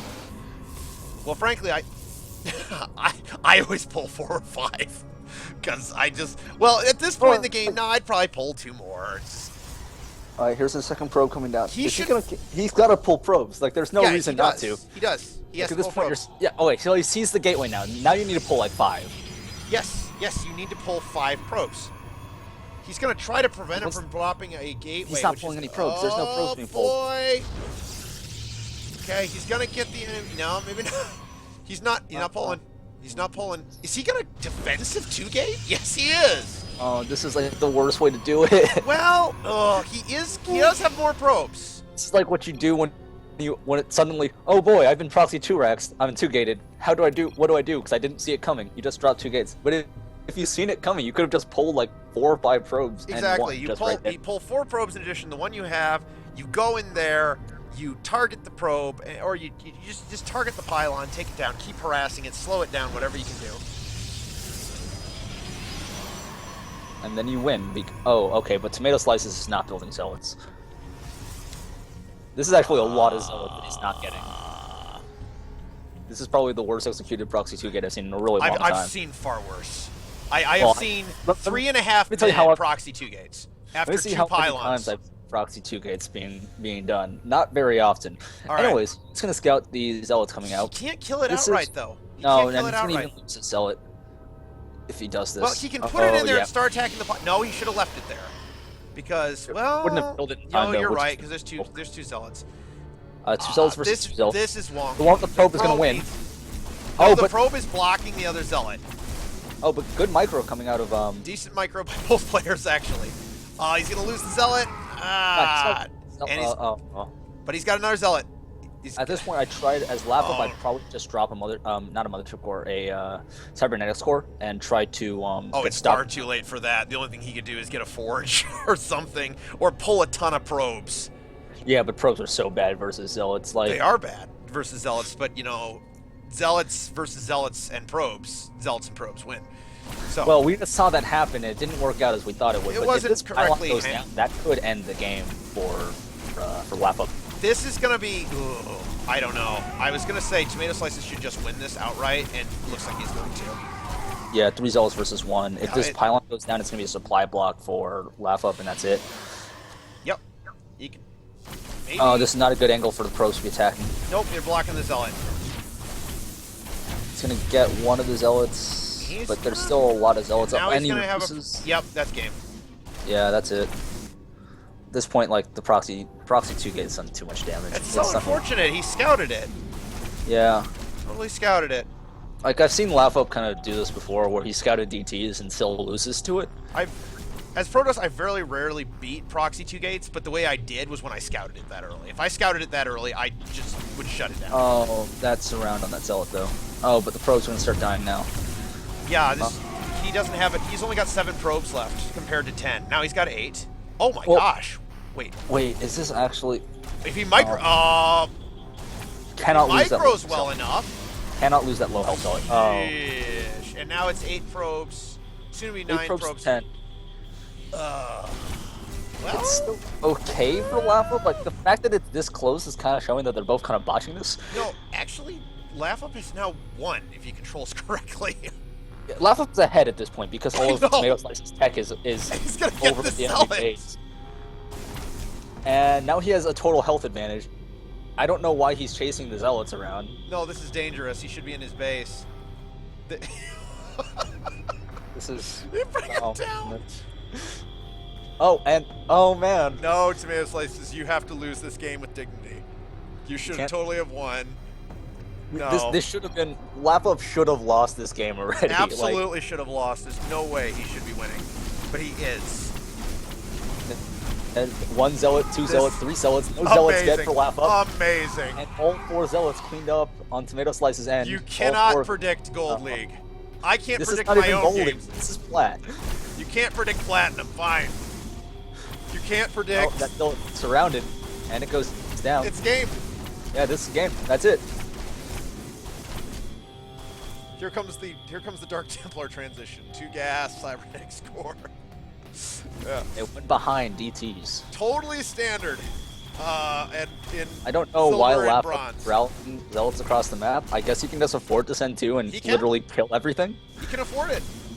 He doesn't have to, but I mean, some players will go for like a photon can transition there's- and drag out the game. That's no problem. That was just a misclick. Yeah, that that was amazing. This is like watching I don't. Cannon Rush versus Cannon Rush in PvP. Oh no, that was better. That was way better because that was actual micro, but There was not just actual building micro, positioning. like, that was beyond unexpected. Like I did not expect Laugh Up to win this game, considering that he also kind of botched the defense. But then, as it turns out, I don't even the know other how that group wasn't happened. Probes. I already got food. That was weird. That was incredible. Oh my gosh, that would have never I think we're happened in playing- one of my games ever. I think we're playing the master set next. Oh boy. All right. Who's And playing? it Do you know looks who's like playing? it's going to be a ZVP. It's going to be Hunter versus Apple. All right. Feoa. Let's try to tune down our bias this time. There's plenty of bias. There's no way you can stop. You cannot stop bias. I'm not arguing like Robot does though. So there's that. No, you cannot be unbiased, but at the same time, you can consciously try to. Oh no, it's gonna be Roarbot versus. Oh boy. Oh yeah, Oh boy, this is gonna be exciting. yes. I just Because I'm realized like that Hydras are great. And you're like Hydras are terrible. Hydras That was the are whole cast. mathematically, Hydras are terrible. Mutas are also kind of bad at fighting, but luckily Mutas don't have to fight. But Well, then when I play, I'm an right. idiot, make my Mutas fight, and I lose. Right. Well, in Would've terms of guessed. me dying, Hydralisks are actually pretty good, but it depends. It does depend, because if you go Immortal Sentry all in, like, as much as I think Hydras are bad units, like, Hydras are the best units against an Well, Immortal Sentry I played all in. exclusively macro Protoss. I'm talking like, but 7.5 minute third. Do you always bases. open Stargate?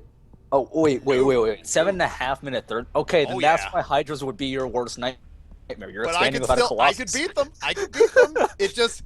It was force fields and zealots, man. Of course, Hydras are gonna scare you with a 7.5 minute third Yeah, base. dude, You won't have any Colossus. That's how I played PvZ, and I actually had a 62% win rate at it. So it worked. They never expected it. They're It's like, deny their scouting, and I'm like, I used to even go robo expands back in the day, but I mean, I couldn't do that anymore in Heart of the Swarm. They're just, Hydralisks and Mutalisks are too good.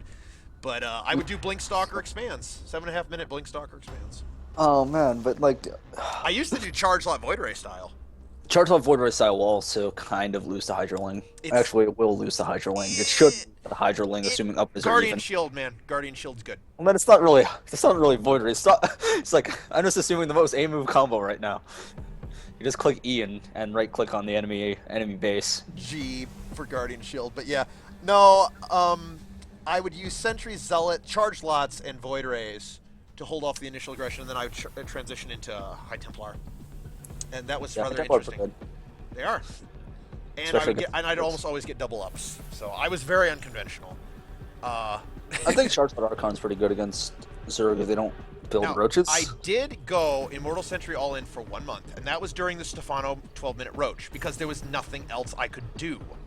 There was no unless I was playing on Cloud Kingdom where I had like the perfect walls, like down to a science.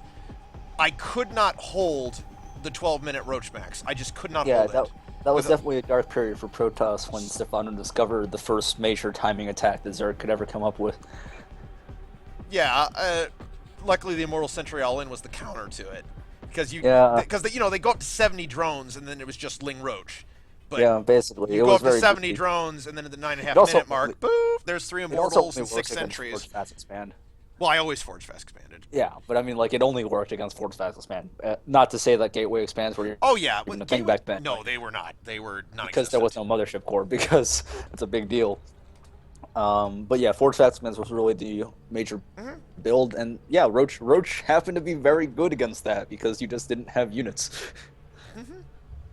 Well, Yep. and then Immortal Sentry All-In was discovered, and then partying made Like I it a said, thing. I did it for 1 month. I probably had a 70% win rate with it. The only way they ever beat me is by throwing down a ton of spine crawlers that either like their natural or their third. And I mean like 8 of them. And I was like, well, dang it. Can't do anything against that. Not really. Spike Crawlers are not that good against Immortals either, though, because I think There's Immortals only 3 of them, and then there's like a ton of Lings and Roaches you got to deal with too. It just Hey, but that's what force fields are for. well, yeah, but it didn't work. Like the spine crawlers have like 7 range. You're gonna be losing sentries. You can't Yes, that's engage the bigger optimally. problem. Yeah, the range on them and the fact that they're very larva efficient. In terms of like getting out as much as possible. They only each spine crawler only costs 1 larva, so. Yeah, that's the big thing. They cost 1 larva. They are kind of expensive at 150 minerals each, but not anymore like any other set. Well, 100 plus right? a drone, right? Yeah, so that's 150. Yeah, it's the same as this. It's the same as every other. Pretty much. No, the Terran have the cheap defenses. They've got the missile turret for 100, which is awesome. I thought missile turrets were 125. No, they're 100, and they're fantastic. Oh yeah, they were 75 back in Brood War, but they were a lot weaker. Yeah, but they also did explosive damage apparently back in Brood War, which meant they weren't very good against mutas. No, they were not good versus mutas. But nowadays they're pretty good against mutas. They are because they do straight damage. They do like 24 damage a shot, as opposed to Brood War where they did 10 damage a shot to mutas. So yeah. Yeah, 24 damage volley. They shoot really fast. They got more and HP too. They got like 25 more HP or something like that. Okay, Polar so Knight ZVP. I love Polar Knight, and I'm gonna miss it so much. As a Polar map. Knight's actually my worst map this season of the ones I didn't veto. It's my best map this season. 9 out of 10 games I've won on it. My best map is Ultra's Aim. Like I actually I have that vetoed. Well, all right. So for me, Well, anyways, and we got a kinda game to sad cast. We got a that I game. lost. But yeah, no. All right, so on this map, I don't know who I actually favor on this map. I don't think Protoss or Zerg has any particular advantages on this map. If anything, no. Swarm hosts do. But even with Swarm hosts, it's kind of hard to defend a third and a fourth base with just Swarm hosts on this particular map. Colossi are good on this map. Blinkstalkers are good on this map. There's a bunch of... Oh, I'm and you're- doing it again. I'll get it. I'll fix it. It's fine. You got it. You got it. Okay, I think. Okay, so... yes, I've fixed it. Okay, so spawning in the bottom position of chilly, cold Polar Knight, we have... It's very. How Less do snow. you say that? Faola? Faoa? Faoa Slices. Playing All right, the I'm just- pink Protoss. And in the upper left corner, playing as the red Zerg, it's Rorbot. So I'm the fairly question certain is, that's the upper part. I don't think it's upper left. it's I guess technically upper right in relative position to the bottom left. I think it's the middle. They are pretty even. Yeah. Top spawn position on Polar Knight kind of sucks Does it? because your gases are actually worse. What? They are? Yeah, It's supposed to be a it's- mirror. That's the problem, actually. Most maps that are supposed to be mirrors aren't actually mirrors, and the gases are positioned in such a way that they don't. They're not equal. The Okay. top gases are slightly Well, further away, we have a proxy 2 gate. and Robot's gonna be very sad. He's gonna be mad. Oh, Now he's going to be very mad. We're gonna see a post on the forums about this in like 10 minutes. I hope not. See. I actually like Robot. I like Robot. He's a friend of mine. He's not gonna scout it. His Overlord path isn't anywhere near it, and he's not drone scouting, so he's not gonna spot Well, this. why would you? I mean, like, okay, no, wait. He did drone scout, which is very unusual, and I like that. It's tenacious. Oh wait, no, he actually scouted the enemy base. He's gonna see all the. Okay, so he knows it's a proxy 2 gate. I always say proxy 2 racks. It just sounds better. He has to know it's a proxy 2 gate. There's If it's 2 not a, gateways proxied by the Zerg Natural. I literally went through the whole roster. I'm like Protoss, Terran, Zerg, Natural. He the scouts it. He scouts it. He knows. yeah, he scouts it too late. This is way too late for a scout. Like at this point, he's basically hoping they didn't get build or counter because he did get this slightly later. Not as pool, strong. but he did get it before his hatch, so Yes. it's not a straight BO loss. He needs can to build get- 2 spines. As soon Yeah, as he can possible. build a spine or 2 in his mineral line. And honestly, he shouldn't die to this. He shouldn't. But then yes. the house could be overwhelming. Okay. Decent positioning on the I spine don't crawler. think- I would have liked to see it tucked up against maybe the. Probably between spawning the pool? gas, the pool, and the mineral patch would be the best. Yeah, I think he's gonna be fine though. Like, let's Yeah. see. He should be. This is gonna be about four zealots before he doesn't have any He major needs units to out. he needs to engage on creep. He can't What? not use these things though. There's not enough here. Yeah, he needs to. Yeah, he's buying time. He's buying time. The spine's gonna Queen's finish about in to a come few out. The seconds. Queen coming out's a big deal. Yep. It's a little bit of additional TP. I don't know why he just canceled the spine. That is pretty tenacious. needed Wow, it's this far is from this is confidence. This I don't know. this, If it this- works, it'll benefit him. Yeah, if it works, he'll be more ahead than he was before. If it did, but I don't know if this is gonna be enough, right? So we're looking at how many. I'm just gonna put up the unit stat because that's relevant.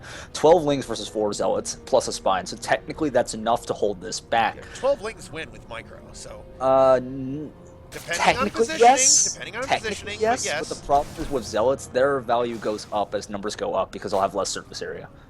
True. Yes. So But the numbers are personally- not going to go up that much. We can already see a Nexus going down, and Rorbot knows about it. he's he gonna knows see there's this, a but now Nexus he's you see now he's really behind because he can't leave his base. He's been building lings instead of drones. So Yeah. he's getting speed. Oh, he's gonna try to all in off the back of this. That potentially could work. It He has could. a lot of lings now, and again, all of the gateways. He's are microing proxies, fairly so, well. He's going to get us around on these 2 zealots very that's nicely. cool. Those will go Good down. engagement. Couple Very good. zealots. So yeah. Oh, so Yeah, this is probably excellent. the best fight he could have gotten. Yep. and it's speed is going to be done in another minute. Okay. The question is He going to come doesn't down even to need to. Well, he doesn't even need to go for this, does he? no, he needs to. Two zealots. Oh, true. Oh, There's a that's my wall. call. There's a wall and there's a forge on the way. That's not a full wall. He can sneak in through the The right. probe could easily seal it. Yeah, this is true. That's the idea. Basically, a probe acts as a short-range sentry with 100. I would like to see a double expand from Robot as soon as possible because he's so far behind economically, but I don't think he can afford it. He doesn't have yeah, enough he drones. can't. And we're gonna see two cannons. Two cannons isn't gonna matter if they can slip through, which is a big deal. Oh my gosh! If they slip through that, wait a minute. I don't. Is there a gap there? I think so. It could not be though, because You know what? I suspect there isn't a gap. We'll see. Oh, wait. No gap. No gap. Oh wait, but kill the pylon. No, both pylons are in really bad positions. Yep. He can throw it on a gateway there and another pylon. But there's two links here. Both pylons can die. I don't know. I like this pressure. He has to make something happen with these Zerglings. That's it. Unpowered. Oh, that's game. That is game. Beautiful by Rorbot. So we won't be seeing a post on the forums after all. Yo, like, I'm so concerned when he just had one spine, but it worked out because he knew what he was doing. Instead of committing to the proxy 2 gate, he expanded behind it. But I think, yeah, I thought there was a gap there, and that would have been like literally game ending way faster. But well, conventional wisdom says that Robot should have been droning a bit after he held.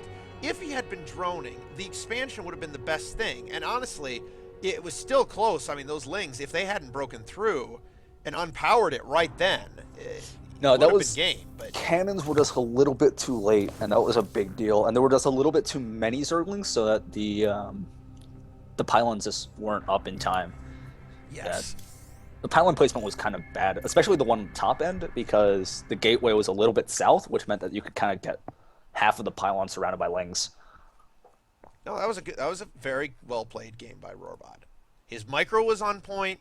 His decision making turned out to be solid, and he won. He beat the cheese, and he wins. Yeah, 2 proxy 2 gates in a row. We'll see if we get a third. It's part of the game. All right, so it's going to be the diamond set, which means I think we're putting up Hunter. Okay, you didn't play during 2010, 2011, did you? No, I did not. Okay, wow, there was a lot of cheese back then.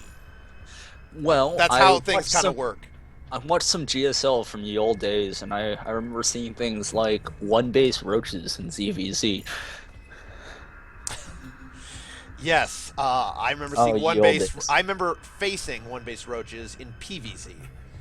And I can't imagine that working very well. It did though, because until I figured out, like, okay, you just do a 3-gate defense with some stalkers, and you micro, and you wall at the top of the ramp, and you just beat them. All right, whoever is next, make sure to scout for cheese. No shit. All right, so it's gonna be Hunter as our player, and it's gonna be up against Apple Slices. So it's gonna be another ZVP. Lots of ZVPs today. Yeah, I'm okay with that. I mean, I'm a 3-year Protoss player, now playing Terran exclusively, and you're a Zerg player in the Diamond League currently, so... Honestly, I'm shocked that I'm in Diamond. I went from Gold League to Diamond in one season. Well, that's what I'm hoping to do eventually with Terran. I think part of it was the MMR getting redistributed. Yes, definitely. But I didn't think that was going to put me all the way up to Diamond. Oh, it doesn't surprise me. I went from like top 8 gold 3 seasons just straight to diamond. Like that was. There were a bunch of X diamonds in gold. There just were. The gold league was 35% or something like that in 1v1. It was ridiculous. I think it was also bronze league was like another 35%. Oh wait, no, you're right. It was bronze league that was like 35%, and then it just got smaller and smaller until it was like platinum was like 8%. Diamond was 5%, and Masters League was 2%. It was like, yeah, really? Like Platinum and Diamond combined were smaller than the old Diamond League. It's like, all right, really? so ZVP Heavy Rain. Assuming we see cheese, what is the best cheese on this map? I think it's Immortal century, even though it's You technically not consider that cheese, you because consider there are. mor no, I wouldn't consider Moral I Century don't. cheese. I don't think it's a cheese It's a because timing very. attack. It's a timing attack. It's an all-in. You know, Technically, as Parting would it put it, is even if you scouted it, it wouldn't matter. But it's an all-in, but it isn't an all-in. Depending, if you do enough damage and it doesn't win you the game, that's a lot of Protoss all-ins though. A lot of them are just about doing a lot of damage, enough to justify the investment. A true all-in, in my opinion, was like the 111 Terran all-in SCV pull with like siege tanks.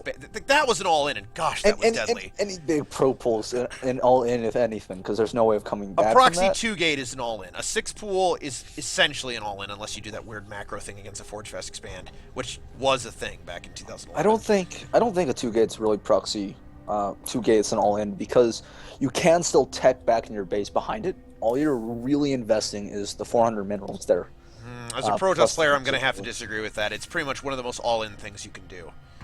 Yeah, it's in ways even more all-in than a cannon rush, because a cannon rush at least can turn into a cannon contain. If you fail with a proxy 2 gate, you're almost dead. Like, depending on the matchup, especially versus Terran, versus Protoss as well, versus Zerg. I mean, it's the problem is as a Zerg, like, this is where my viewpoint's coming from, because the problem for me is, like, even if I were to defend a proxy 2 gate, we could have seen something like the last game where they just build a forge, expand, and then they're safe from any counter aggression unless like crazy things happen. Yes, but then again, he was committing a lot to Zerglings and not to drones. If he had been committing to drones, he wouldn't have been economically behind. Okay. Well, he wouldn't have, because the Nexus would be out faster. But anyways. Okay.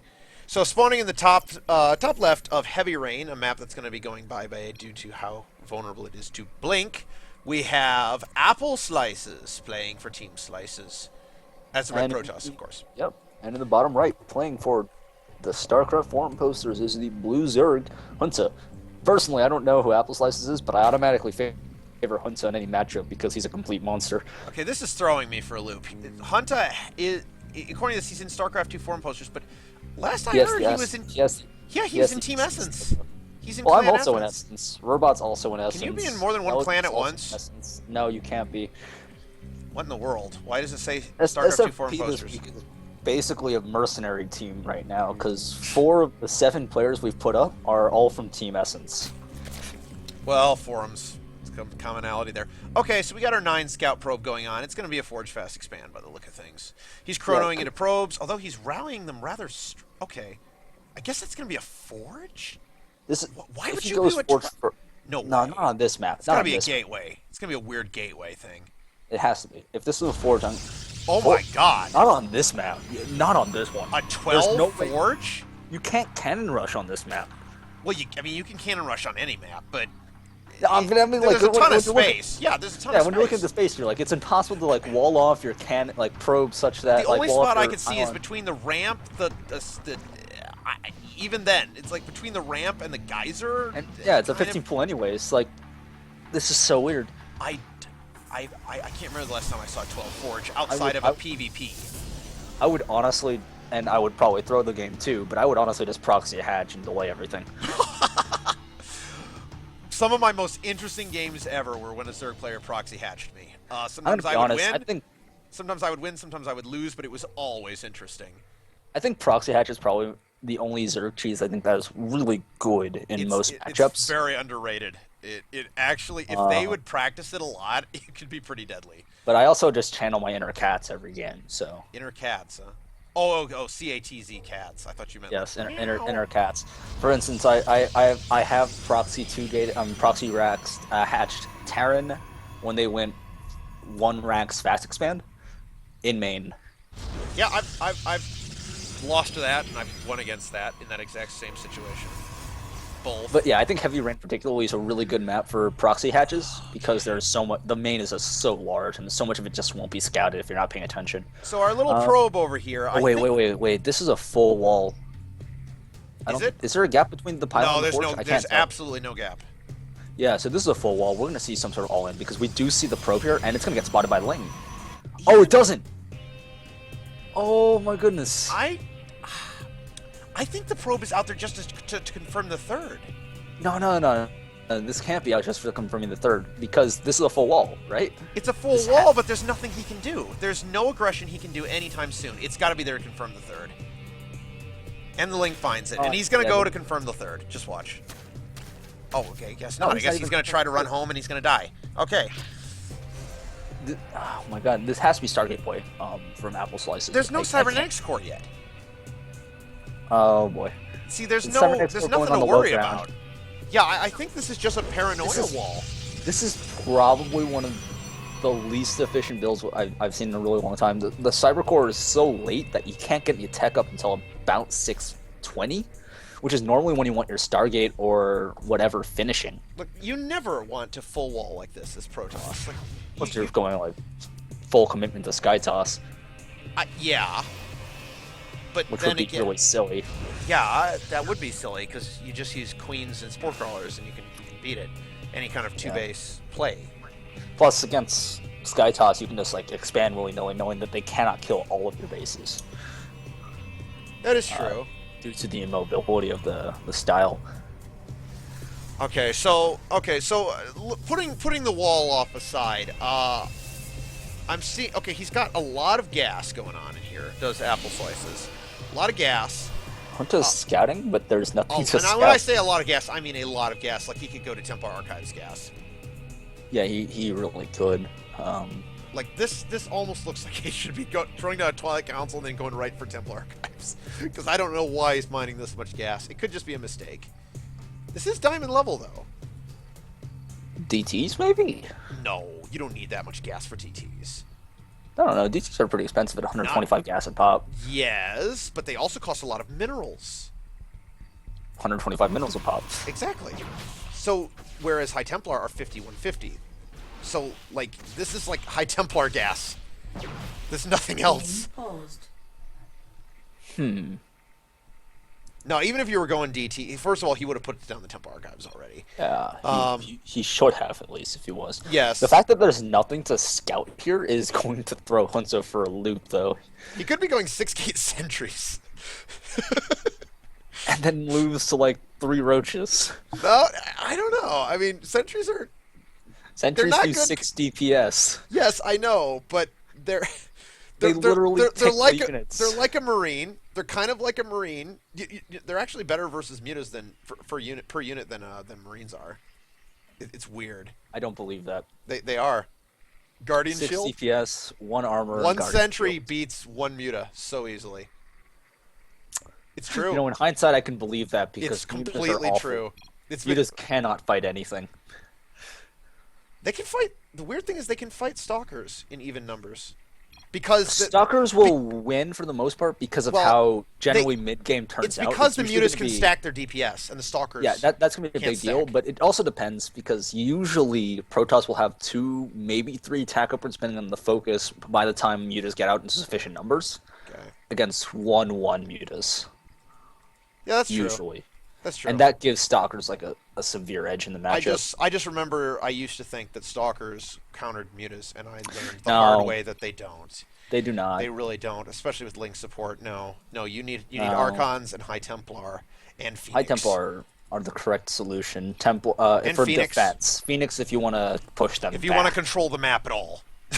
Yeah.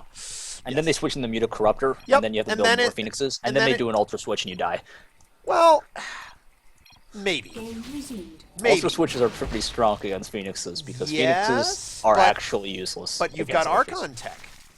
But you see, Archons aren't very good against Ultras anymore. They are, and they aren't. It depends. What, 35 damage a pop, right? Long attack timer. I think it's 35. It could be more. They end up with +3. I'm pretty sure they have 47 damage versus Bio. Yeah, because I'm pretty sure they just like flat out one-shot. Anyways, we see a triple Stargate. So you were right. That's why he walled in that way. And that's why that poor probe is still sitting there. 3 Stargates. Yeah, that's going to take a lot of gas. That's going to take all of the gas. And all of it. The fact that Hunter didn't see anything and he knows that there's a full wall, he's got to be suspicious. You can build 3 Void Rays at a time if you're literally getting nothing else. Yeah, he knows. He's building Hydrogen. Yep. And... Or he's building a Hydrogen because he likes Hydras, which would shock me because I don't think any Zerg player actually likes Hydras. Oh, back when I used to play against him, EVZ, he liked mutas best.